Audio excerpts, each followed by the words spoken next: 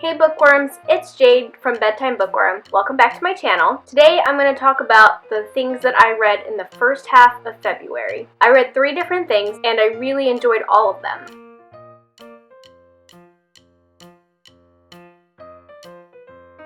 So I ended January with 6 of Crows, which absolutely blew my mind and I loved it so much. And after that, I wasn't quite ready to pick up another book. So in between 6 of Crows and picking up another book, I decided to read Attack on Titan Volume 2. I've mentioned previously that I watched the whole first season of this anime. It was my first anime ever and I really enjoyed it. The second season of the anime is supposed to come out sometime this year, I think. And so until then, I've decided that I'm going to read some of the manga volumes, which I hadn't ever read manga before either. I really enjoy the storyline of this series, and I'm enjoying seeing the story in a different medium. This volume does focus on one of the characters. I'm not sure if it's because I have a terrible memory, but I feel like this volume went into a little more detail into the backstory of the character than the show did, but maybe I'm just not remembering them going into that much detail in the show. I'm not quite sure. I enjoyed the art style, and I really enjoyed it. So I gave the second volume of Attack on Titan 4 out of 5 stars. The next thing that I read, I hadn't planned on reading, but I'm so glad that I did. It was a really nice surprise.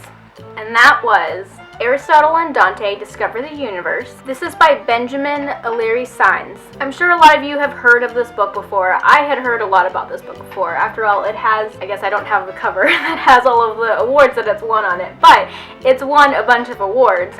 But to be honest with you, it wasn't really high on my TBR. It is a contemporary coming-of-age story, which I just don't read a lot of contemporary. I want to branch out and read more of it, but it's just not the genre that I typically reach for. Then I saw Adriana from Perpetual Pages talk about the audiobook, which is narrated by none other than Lin-Manuel Miranda, who is the creator of the musical Hamilton and is Hamilton. I don't think I've talked about my Hamilton obsession on this channel yet, but I have been obsessed with Hamilton for quite a while now. As soon as I heard that he narrated the audiobook for this, I went online to my library, immediately downloaded it, and I pretty much started it the next day. I did go out and get a physical copy of this book and I read a little bit from it physically, but the majority of it I listened to on audio. I'd actually just bought a puzzle earlier that week, and so it was perfect timing. I spent the weekend listening to this audiobook and doing the puzzle. This story is about Aristotle and his best friend Dante. The story starts when they're about 14 and it's just about them kind of growing up together, and it's about Aristotle kind of figuring out who he is. I connected to Aristotle in so many different ways. Both Aristotle and Dante are kind of second generation Mexican Americans. Their parents came from Mexico. Part of the story is about them coming to terms with not really being completely Mexican, but also not really being completely American, and just the struggle that a lot of second generation Americans deal with when it comes to their cultural identity.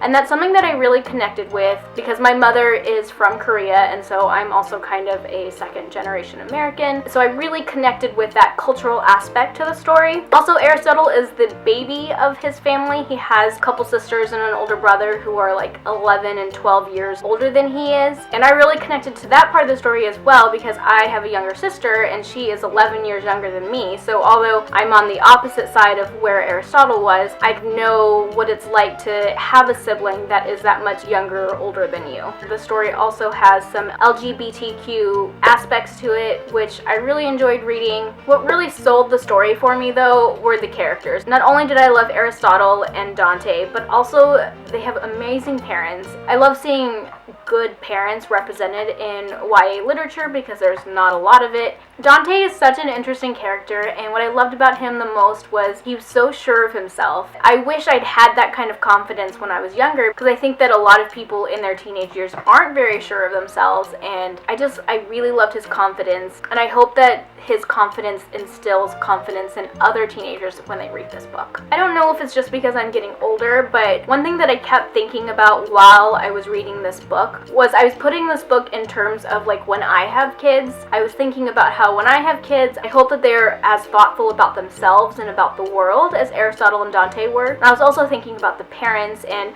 although they did have some flaws, they for the most part were really great parents, and I hope that one day I can be as loving and accepting of my kids as they were. I loved listening to this book on audio. I thought Lin-Manuel Miranda did a fantastic job. I definitely laughed out loud a few times because there were a couple times where Aristotle had homework that was related to Hamilton, and so he had to say Hamilton a couple times, and he narrated this book a couple years ago. So, I mean, they're pretty unrelated, but I just thought it was a funny coincidence. I couldn't help but laugh anytime Hamilton was mentioned in this book. There were a few points where I felt like the story was dragging, and I honestly think this is more me and not really the book. I don't really gravitate towards contemporary very much. I like sci-fi fantasy that are like exciting and are very plot driven. While I don't mind books that are character driven, I like them to have a lot of plot as well. And of course this one doesn't have too much of a plot other than Aristotle's day-to-day life as he figures out who he is. I still really enjoyed it, and I think that if you're someone who enjoys contemporaries and really character driven stories, that you won't have a problem with this at all. As you can see, I loved this book. Overall, I gave this book 4.5 stars out of 5 stars. And then the last thing that I read in the first half of February was Angelfall by Susan E. I'd previously heard a lot about this book, and I was definitely interested in reading it. I hadn't read very many angel books before. I've recently run into problems with the hype kind of killing the book for me, so I went into this with pretty low expectations, and I was happily surprised with what I got. Although this book had been on my TBR for a while, the push that got me to actually read it this month was that it was my TBR Jar pick of January. I didn't read it until February, of course, because I'm behind on everything. Angelfall is a post-apocalyptic story in a world where angels have come down to Earth and have killed and destroyed everything, and nobody really knows why. And it's about this girl, Penryn, who is struggling to just take care of her family. She has a younger sister who can't walk and needs a wheelchair, and she also has a mother who is schizophrenic. So I really enjoyed the diversity aspect to the book. You don't see a lot of schizophrenic mothers represented in YA or people who can't walk, especially in a post-apocalyptic world. I just thought the whole thing was so interesting, and it was really well done. I really loved Penryn as a character. I think she's strong and smart and quick-witted. She just seems really down-to-earth and practical, and I really appreciated that. You can also tell that she really cares about her family. She's constantly thinking about her mom. She's constantly thinking about her sister. Every decision that she makes comes back to her sister and trying to save her sister. And as someone who has a sister, I could really connect with that and appreciated that bond that Penryn and her sister had. The romance in the story was really interesting. It's definitely two people who don't like each other. There's definitely some sort of attraction between these two characters. At first it was a little bit annoying how the male character physicality was constantly being described, but in the end I kind of got over that because I feel like it has more to do with him being an angel, and that's kind of like how angels are supposed to look. They're supposed to be so beautiful, they don't even look human. So even though at first that was a little weird for me,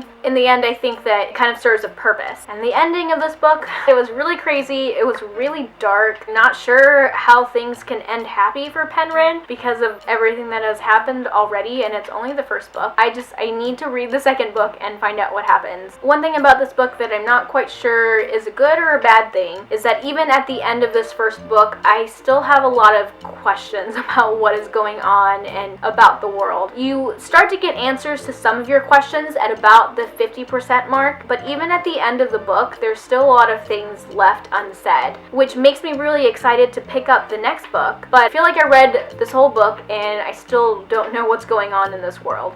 It is a really short book, so it went by really fast, and as someone who tends to read a lot of long books, I really appreciated that it was short and quick and full of action, and I really enjoyed this. I gave Angelfall 4.5 out of 5 stars. So that's all the things that I read in the first half of February, and now I'm going to pick something out of my TBR jar to be my February pick of the month. I may or may not actually get to it in February, but I will get to it. The book that I picked out of my TBR jar for February is Afterworlds by Scott Westerfeld. I read Scott Westerfeld's Ugly series a long time ago. I really loved it when I read it back then, and I've been wanting to read more of Scott Westerfeld since, but I haven't gotten around to picking him up, so I'm excited to pick up Afterworld. So that's all I have for now. Thank you so much for watching, and until next time, bookworms, keep reading.